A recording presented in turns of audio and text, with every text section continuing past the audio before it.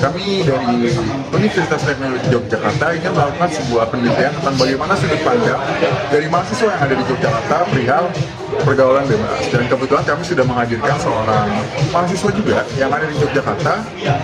Kebetulan kawan kami ini seorang perantau juga, yaitu Mas Tama dan Mbak Imelda. Halo Mas Tama. Mbak Imelda.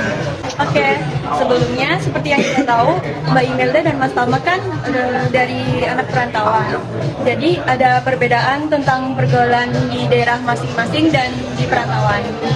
Selanjutnya, apa sih menurut pendapat Mbak Imelda tentang pergaulan bebas? Kalau dari saya, pergaulan bebas itu hilangnya kendali yang terdapat dari diri kita. Kita jadi nggak bisa ngendaliin diri kita tentang hal-hal apa aja yang bakal kita jalani ke depannya. Bisa hilang kontrol, nggak bisa memfilter teman-teman, terus nggak bisa memfilter hal-hal apa aja yang bisa dilakuin atau enggak. Dan itu juga faktornya karena jauh dari orang tua. Oh gitu. Secara nggak langsung, kan kalian ini seorang perantau gitu ya?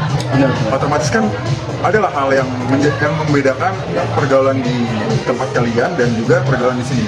Kira-kira ada nggak hal yang memang menjadi culture shock dari kalian sendiri? Menurut saya Mas Wahyu ya, Yep. kalau pergaulan di setiap daerah itu ya kurang lebih sama Mas. Yang membedakan deket sama nggak deket sama orang tua Mas. Dipantau sama nggak dipantau Mas. Gitu. Iya, karena mungkin ya udah ngerantau gitu ya. Kita tuh ngelakuin hal yang nggak biasa dilakuin di sana yang dilarang gitu. Dan juga menjadi kebiasaan gitu kan. Benar, Mas. Seiring berjalannya waktu kan kayak ngerasa bebas gitu. Kalau boleh tahu nih, kan kalian sendiri kan olah kehidupan anak-anak mahasiswa di Jogja nih, banyak lah yang melakukan pergaulan bebas itu mungkin lebih ke anak yang lebih sensitif gitu, kayak misalnya seks bebas itu kalian sendiri melihat teman-teman kalian sendiri atau mungkin adik-adik tingkat kalian itu secara nggak langsung menurut kalian gimana ya? Apakah itu menjadi suatu budaya yang memang wajar atau harus ditindaklanjuti? Kalau menurut saya sih harus ditindaklanjutin karena secara agama, norma, dan secara hukum pun itu memang melanggar, seperti tinggal atap dengan yang bukan muhrim, belum melakukan pernikahan, itu juga melanggar. Nah, kalau menormalisasikan itu kayaknya memang hubungan teman-teman sudah bukan rahasia lagi karena banyak yang melakukan living together atau seks bebas seperti yang kita ketahui kan. Tapi kan itu jalan masing-masing orang, kita nggak pernah tahu alasan, kita juga nggak bisa menjudge alasan mereka melakukan hal itu. Dan mungkin kalau misalnya ada teman ataupun adik tingkat ataupun orang yang kita kenal, kita hanya bisa mengingatkan dengan sewajarnya, bukan berarti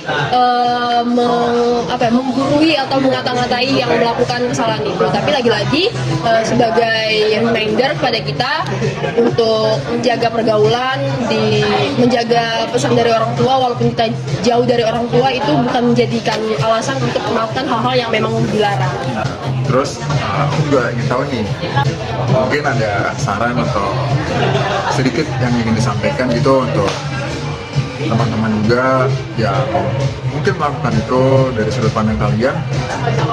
Apa aja sih kira-kira yang harus dilakukan untuk menghindari hal itu terjadi? Jangan pacaran. Wah, kalau itu masuk. Ya, bener juga sih. Faktor utamanya itu tuh. Bener juga sih.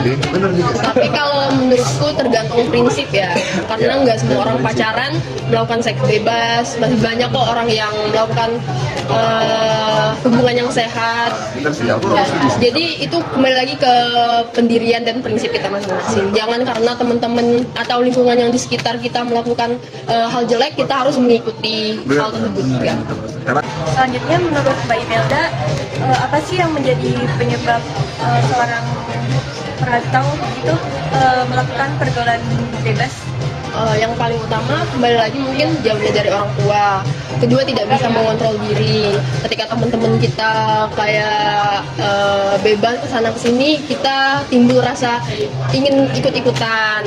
Rasa penasaran, apalagi kan di umur kita sekarang masih banyak banget hal-hal yang kayak kalau kayak gini kita gimana ya, kalau nyobain ini gimana ya. Itu aja sih. Kalau buat dari Mas Wahyu tadi kan mungkin minta tips atau saran, mungkin kita batasi pergaulan itu boleh, tapi kita kan nggak boleh juga membeda-bedakan teman. Jadi berteman sama siapa aja, yang penting pengalaman baiknya kita ambil, pengalaman buruknya kita nggak usah ikutin. bener Mas.